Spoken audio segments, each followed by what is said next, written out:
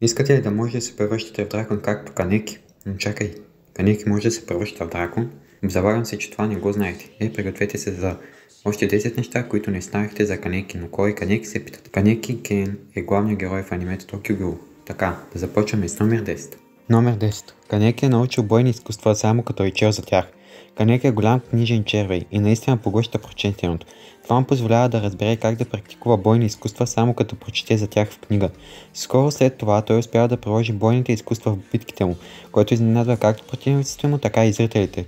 Това не е само демонстрира колко е умен, но и показва, че след като е научил нещо, теоретично той лесно може да го приложи на практика за кратко време. 9. Превръзката на Канеки е често погрешно сложена. Канеки винаги носи превръзка на окото, но на моменти в анимето място, където тя трябва да бъде, често е неправилно. Ишида заявява, че често се случва да греши при рисуването на превръзката на очите на Канеки, защото Торо Муцуки, подобно на Канеки, носи си превръзка. Двамата герои с превръзка на очите води до объркване на автора и често е сложена погрешно. Това доста обърква феновете. Предполага се, че Торо трябва да носи превръзката си на дясното око, докато Канеки трябва да я носи на лявото. 8. Канеки има много тайни. Канеки често ни позволява на околните да разберат какво мисли в действителност, тъй като е толкова затворен. Всъщност обаче е доста лесно да се разбере дали крие нещо или не.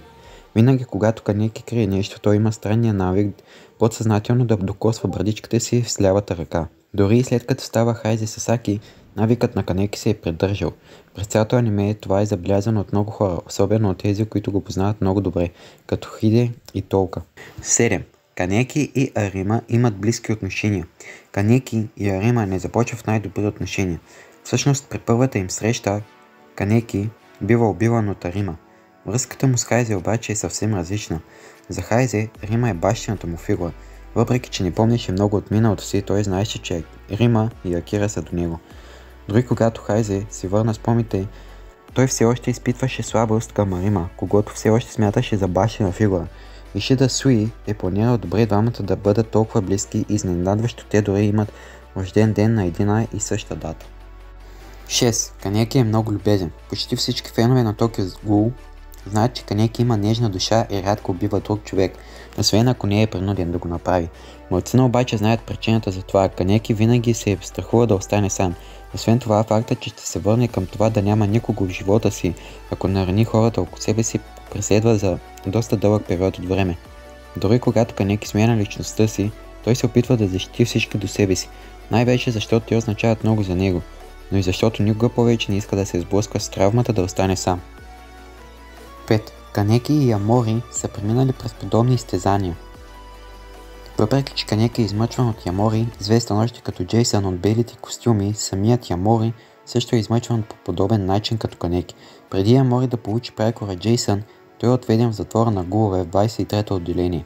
По време на задържането си той е измъчван в процеса на работа, научава за начините на измъчване на гулове, макар че самият Ямори се превръща в изтезател за забавление. Канеки запазва желанието си да защитава приятелите си. 4. Канеки и Хайзе имат връзка помежду си. След като се сражава за първи път с белия жатвар на CCG, Канеки е напълно унищожен и след това Рима го превръща в следовател на CCG, носейки името Хайзе Сасаки. Канеки ръководи отряда Quinks и развива силна връзка с неговите членове. Макар и неизвестно по това време, между Канеки и Хайзе винаги съществува връзка. Например, името Канеки, преведено на английски, означава златно дърво, а Сасаки буквално се превежда като полезно дърво, което свързва двете личности и същевременно дава улики за самоличността на Хайзе. 3. Бащата на Канеки умира когато е дете. Противно на популярното мнение, че бащата на Канеки ще се появи накрая, Ишида Суи никога не е рисувал баща му в цялата поредица. Според Канеки баща му е починал когато е бил само на 4 години. Както се очаква от Канеки, той вероятно го е обичал доста. Въпреки това, Канеки често се чуди какъв човек е бил баща му, тъй като спомените му за него са мъгляви. В течение на годините Канеки бавно започва да забравя лицето му, но знае много добре хобитата му. 2. Канеки харесва много неща. Въпреки че Tokyo Ghoul е история за Канеки, малко е казано какво харесва и какво не. Възможно е това да се дължи на факта, че Канеки е противоречив персонаж.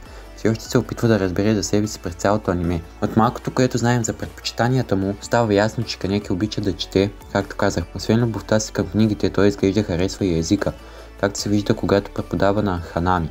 Както се вижда, когато преподава на Хинами. Канеки също така харесва интелектуални жени. Това вероятно е причината да бъде привлечен от Ризе в кафенето Антеко, а също така обича да яде хамбургери. 1. Начинът на мислене на Канеки за себе си и света се променя с течение на времето.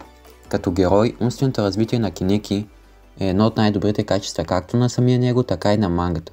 В началото на историята Канеки осъзнава, че светът е пълен с злини, причинени както от хората, така и от гуловете. Първоначално той обвинява света, че го е превърнал в гул. Към края обаче мисълта на Канеки се развива до степен, в която осъзнава, че всеки е герой на собствената си история. Всеки краде и защитава за своя собствена полза. Светът не е това, което не е наред. Той просто е такъв. В края на краищата, ако имаш избор, той пак ще да избере да се бори, както винаги, независимо от всичко. Стигнахме до края. Това бяха 10 неща, които съм сигурен, че не знаехте за Канеки. Напишете в коментарите кой от всички факти ви бе най-интересен. Също може да гласувате за аниме на месеца в канала ми, като натиснете общност. Лайкнете ако видеото ви е харесало и се абонирайте. До следващия път.